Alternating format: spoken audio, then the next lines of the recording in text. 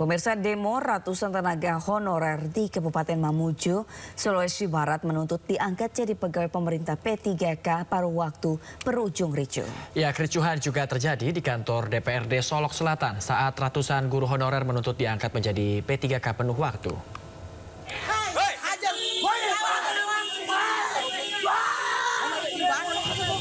Aksi tawuran dua kelompok pelajar ini pecah.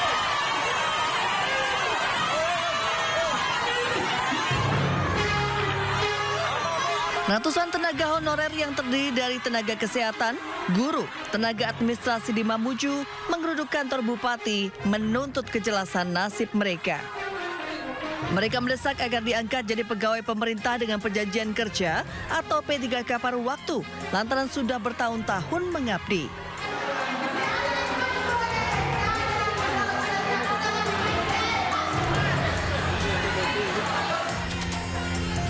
Karena tidak ditemui Bupati Mamuju, akhirnya ratusan tenaga honorer ini melanjutkan aksinya ke kantor DPRD Mamuju. Mereka meminta DPRD agar aspirasi mereka diperhatikan dan dipertemukan dengan Bupati Mamuju. Tanya yuk, nggak ada jawaban dulu. Bukan nggak ada jawaban. Dan kecean bekonya sampai uni-uni. Tanya yuk dengan anak gua. Kericuan serupa juga terjadi di Kabupaten Solok Selatan, Sumatera Barat.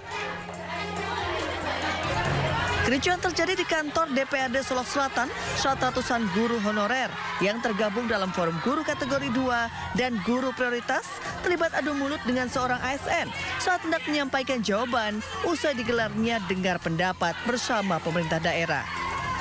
Dalam aksi ini, para guru honorer menuntut agar diangkat menjadi P3K penuh waktu. Meski sempat ricuh, aksi para guru honorer di DPRD Solok Selatan tetap berlangsung hingga sore hari. Mereka menegaskan akan terus mengawal perjuangan sampai hak mereka sebagai tenaga pendidik diakomodasi pemerintah. Dari Solok Selatan, Sumatera Barat dan Mamuju, Sulawesi Barat, iNews melaporkan.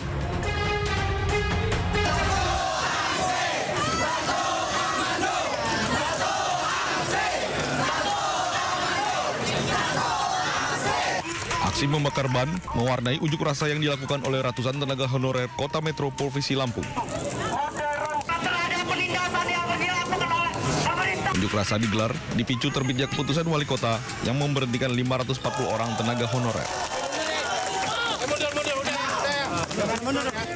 Massa menuntut Pemkot Metro untuk segera membatalkan keputusan pemberhentian tersebut. Selain itu, massa juga meminta secepatnya mengusulkan pengangkatan mereka menjadi pegawai pemerintah dengan perjanjian kerja paruh waktu. Kita ada 8 tuntutan untuk khususnya kesejahteraan THL yang sesuai dari 13 prioritas wali kota. Di poin ketiga itu ada kesejahteraan THL dan juga ASN. Tapi honorer mana yang disediakan oleh wali kota? Karena ada 91 pemberhentian THL di tahun 2025. Selama 3 jam berorasi di depan kantor wali kota, massa akhirnya diterima masuk untuk melakukan audiensi. Pemerintah Kota Metro berjanji kepada massa aksi akan memperkerjakan kembali para tenaga honorer yang dirumahkan. Dari Kota Metro, Lampung, Tinus Ristanto, iNews melaporkan. Pemirsa, 2 pelajar SMA terluka akibat sabetan senjata tajam usai terlibat tawuran di Sukabumi, Jawa Barat. Kedua korban terluka di punggung dan tangan dan harus dirawat di rumah sakit.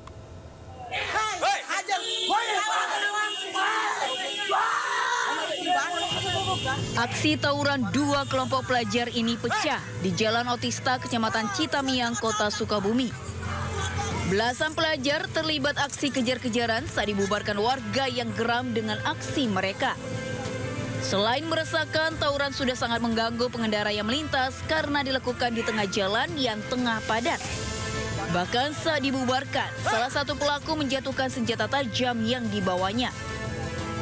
Sementara akibat tawuran ini, 2 pelajar R dan D menderita luka sabetan senjata tajam di punggung dan tangan dan harus dibawa ke RSUD R. Syamsuddin SH. Melihat ada korban, cuman lihat di sebelahnya lari ke atas. Berapa orang, Pak? Kira-kira 15 orang. 15 orang yang mana Pak itu? Dari rel ke bawah. Belum ada keterangan resmi dari polisi terkait aksi tawuran. Dan tawuran ini sudah ditangani penyidikan unit reskrim Polsek Citamiang.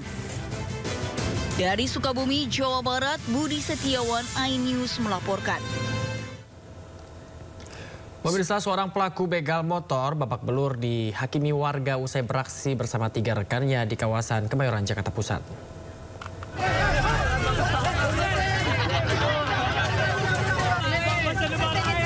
Puluhan warga beramai-ramai menghakimi seorang pelaku begal motor di Jalan HBR Motik, Kemayoran, Jakarta Pusat.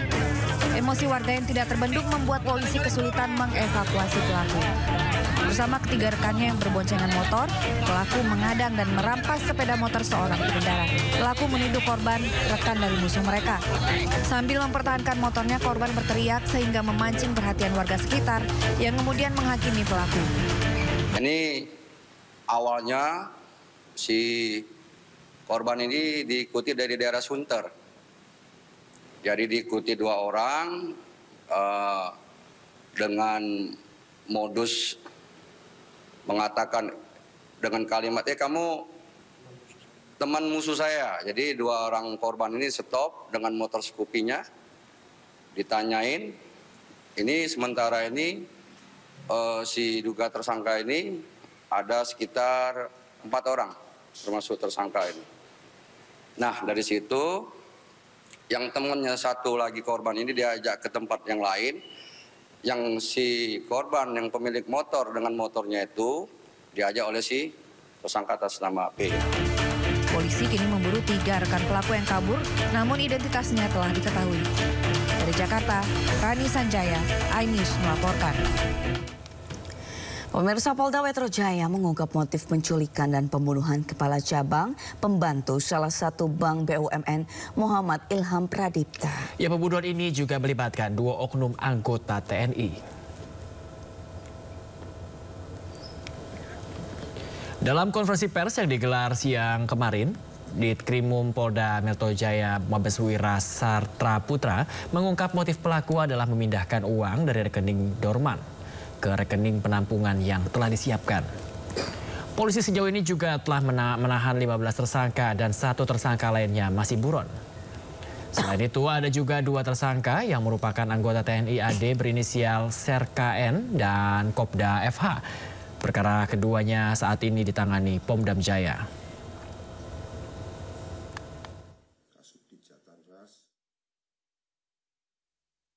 Jadi tim gabungan ini melibatkan 2 subdit. Yang pertama subdit Jatanras, yang kedua subdit Resmob, Ditreskrimum Polda Metro Jaya. Dalam waktu 1 kali 24 jam berhasil awalnya mengungkap klaster penculikan. Nanti akan dijelaskan oleh Pak Dir. Ada beberapa peran. Kemudian setelah kasus ini dikembangkan, penyidik langsung melakukan komunikasi, koordinasi, kolaborasi, melakukan kerjasama, dan langsung direspon cepat oleh rekan-rekan kami dari jajaran Pomdam Jaya.